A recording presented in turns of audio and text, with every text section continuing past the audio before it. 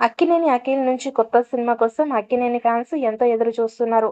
'Akhil' cinema చేసి చాలా రోజులయ్యింది. ఆయన గ్యాప్ తీసుకొని మేకోవర్ మీద దృష్టి పెట్టారు. సురేందర్ రెడ్డి దర్శకత్వంలో నటించి 'ఏజెంట్' తర్వాత 'అఖిల్' మరొక సినిమా ఓకే చేయలేదు. అగ్ర దర్శకుల నుంచి యువ దర్శకుల వరకు పలువురి కథలు విన్నారు.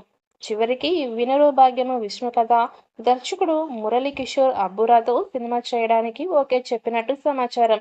ఆ చిత్రానికి 'ధీర' అనే టైటిల్‌ని పెడతారని సమాచారం. అఖిల్ అక్కినేని హీరోగా మురళీకిషోర్ అబ్బురా దర్శకత్వం వహించే సినిమాలో కథానాయికగా శ్రీలీలను ఎంపిక చేస్తున్నారని సమాచారం. ఇక ఈ సినిమాను అక్కినేని కుటుంబానికి చెందిన అన్నపూర్ణ స్టూడియోస్, అలాగే సితార ఎంటర్టైన్మెంట్స్, ఫార్చ్యూన్ 4 సినిమా సంస్థలు సంయుక్తంగా నిర్మిస్తున్నాయని తెలిసింది. ప్రస్తుతం ప్రీ ప్రొడక్షన్ పనులు జరుగుతున్నాయని, త్వరలోనే సినిమా గురించి అనౌన్స్ చేసే అవకాశం ఉంది అని సమాచారం.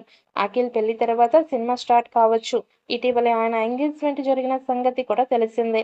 ఇక అఖిల్, శ్రీలీల జోడీ కలిస్తే సరికొత్తగా ఉంటుంది. ప్రస్తుతం శ్రీలీల చేతిలో 2 సినిమాలు ఉన్నాయి.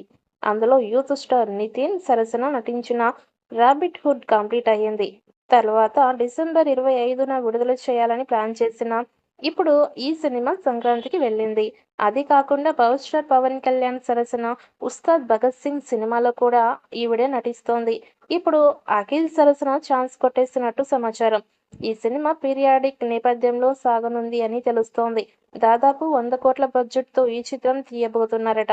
నాగార్జున ఈ చిత్రాన్ని భారీ స్థాయిలో నిర్మిస్తారు అని సమాచారం. కథ నచ్చడంతో ఈ చిత్రం అఖిల్‌కి సూపర్ హిట్ అవుతుంది అని భావిస్తున్నారు. 'ఏజెంట్' మూవీతో తగిలిన ఎదురుదెబ్బ తర్వాత అక్కినేని అఖిల్ వెండితెరకు దూరమైన విషయం తెలిసిందే.